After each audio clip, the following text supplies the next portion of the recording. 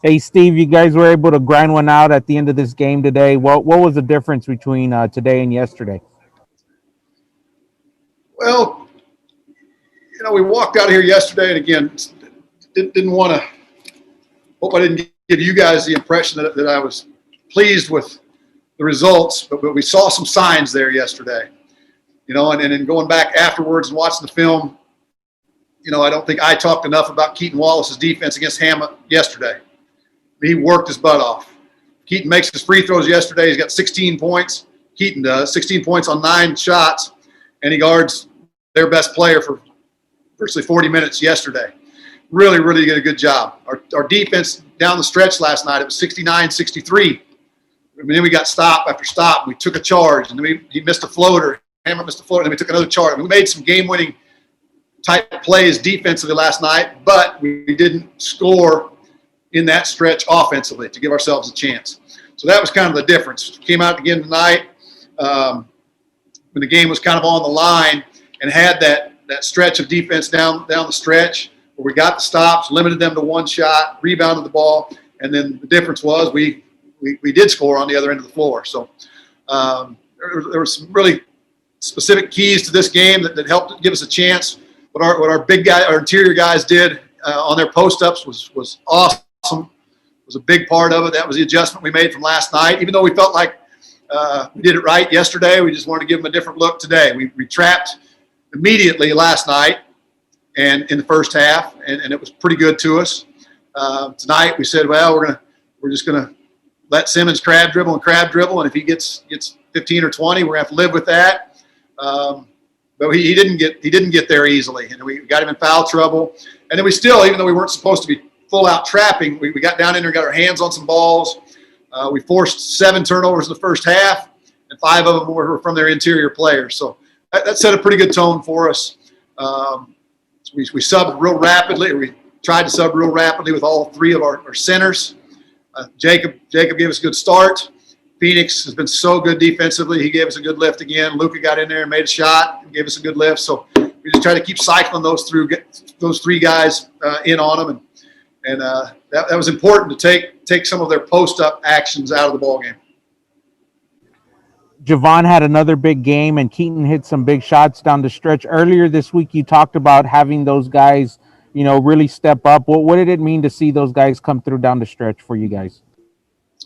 Well, we need that. Those guys are elite players. They're elite scorers. They have the ability to take over ball games. And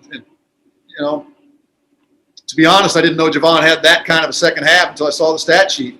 It was at a time when we needed it, but and I don't want to take anything away from him. We've seen him do that kind of thing before, and we needed it. He's had 25 or whatever it was, 26 in the second half. It was huge. He and Keaton both made some plays down the stretch.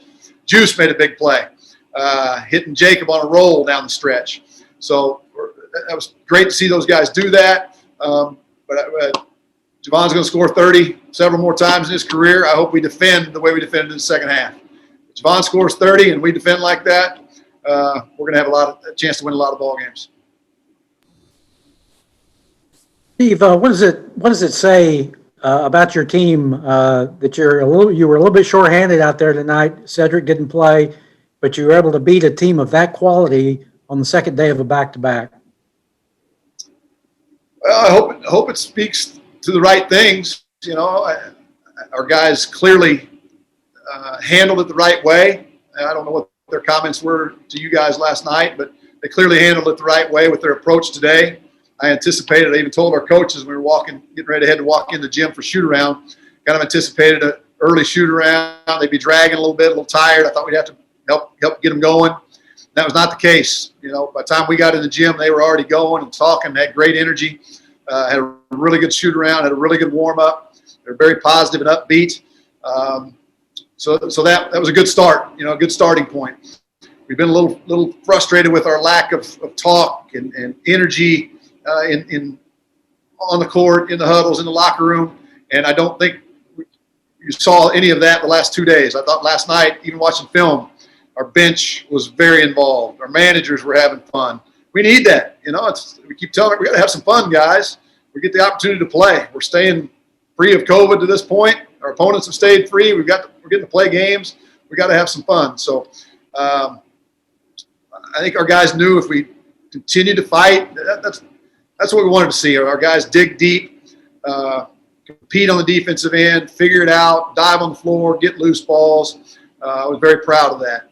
I felt like in the first half we were working very hard. Thought we did a lot of really good things. And you look at the stat sheet, and they're still shooting 50%.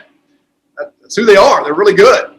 Now we forced 7 turnovers, but still that was a concern from the coaches. Hey, we already got after them pretty good. They still shot 50%. Now what? Well, we dug a little deeper, worked a little harder, and I think they shot 30-something in the second half, or just right at 30. So good, gritty effort for us.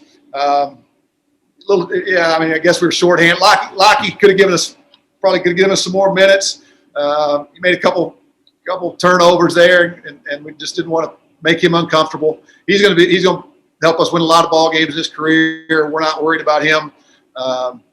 We just played Parrish a lot of minutes, and then down the stretch we went with our tiny lineup just to kind of match up with what they were doing. Steve, I wanted to ask you about that lineup down the stretch with the 4 guards. What went into the decision to go with that, and what did you see from that group?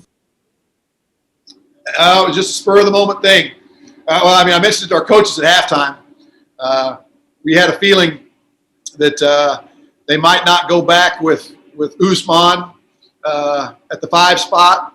So we knew there was going to be a time when they would have a smaller lineup. We knew Simmons probably wouldn't play 20 full minutes. So we anticipated them having a pretty small lineup. We had to figure out how we were going to adjust to that. And we've got a bunch of power forwards. I mean, we obviously could have played Lockie more minutes. We could have played Adrian in there. We could have played Phoenix at the 4. But they were just so small, and I felt like Juice was giving us some good stuff. Just decided to put all 4 of those little guys out there, which defensively was definitely the thing to do. Offensively, it was okay. We just didn't have anybody on the floor that had ever been technically a power forward, so we couldn't even really run sets. We just tried to get it spread out and play basketball, and they handled it pretty well, to be honest. I'm surprised to hear you and the players said the same thing, that this was kind of a defensive adjustment. Like, what does Juice give you in that role that Parrish doesn't, that makes it a better defensive look against that lineup? Yeah, it really wasn't. It wasn't necessarily Juice for Parrish. It was just Parrish had played. We're just going to give him a breather. We're going to sub out, give him a quick breather, and we want to make sure we stayed small with whoever went in. And we don't have that many more options. It's kind of unusual for us to not have that many little guys, but that was really it. We consider it a small lineup when Parrish is at the 4. We just subbed him out, and then we felt good about what was going on the offensive end too. So, yes, it was a defensive adjustment to match their small lineup, but it also gave us pretty comfortable. I mean, again, Juice makes good plays. His play to Jacob felt like was kind of the bucket that may have sealed it. But it was a big play, and they have to guard him. He's aggressive. Zumbel does a good job, but he's a little conservative. It was just a nice lineup to have all those little ball handlers out there that are threats to shoot the ball, and it worked out. Had those guys worked in that lineup much before, or was it just an easy adjustment for them? How did it come together so quickly? I would guess that we have never for one rep all year had those 4 guys in practice on the same team. There's just no way. Generally, one of them's over kind of helping the white squad out. If we're going to, again, you go down the line, Cedric Alley has been our starting 4-man. Parrish has been our backup 4-man. Lockie's been our other backup 4-man. Adrian could play the 4. So there was just never a time where we did anything with that lineup out there. Again, just at halftime, I had a feeling they were going to be really small. We didn't want to force Parrish to play 20 minutes. Not that he can't do that, but he hasn't to this point. So we knew we were going to have to give him a breather. We just made that decision to go that way. Do you think you could go to that look again in the future when you need a spark, or that you found something here that can stick with it for you guys? Yeah, I do. I mean, again, depends on just some of that's just feel. What the opponent looks like, what they're doing. Yeah, we certainly could just spread it out and drive it and kick it and make plays. And Juice, Juice is a pretty scrappy defender too. Yesterday he got after that ball a couple times, and he's not a real big guy, but he gets after it. He's quick and aggressive, and he's tough. He's a tough competitor. So the only reason we wouldn't take a look at that more is that means Parrish is sitting there, Lockie's sitting there, Cedric Alley's sitting there. So, but small ball is a fun way to play. And then in the big picture, lastly, how pivotal is it to get this win as opposed to what the feeling would be like if you guys had dropped to 0-4 in the conference? How big of a difference is that for your guys? It's really big. I mean, really, really big. In this context, I think it feels like more than just one game, simply because of the nature of it. To go on the road and lose 2 in a row to Rice, looking ahead, you see North Texas on the schedule, and then you see La Tech on the schedule. It was pretty important. La Tech's loaded. We understand that. It was very, very important. Again, to kind of reinforce what we've been telling them. We think we've been making progress. The Rice game knocked us back. Defensively, we were not good. They shot high percentages. That was a concern. Came in here yesterday and felt like we played pretty hard, but they shoot high percentages. Now, North Texas always shoots high percentages. So, again, try to convince our guys that we are making progress. So, to get the win was important, and again, I think the things that we'll be talking about were transfer of the game plan both days against the post-ups. We trapped the post-ups pretty well yesterday. We didn't today, and yet we were very effective with it. That's important for us to get better at locking in on game plans. The effort from our big guys was terrific. Our effort defensively. So we'll look at those, again, second half field goal percentage for them, 30. Second half field goal percentage for us, 60, I think, if I'm looking at that right. That gives us something to hang our hat on. Anything else for Coach? Thank you, Coach. Thank you, guys. I'll send out the recording with the release. Thank you, Steve. Appreciate it. Thank you.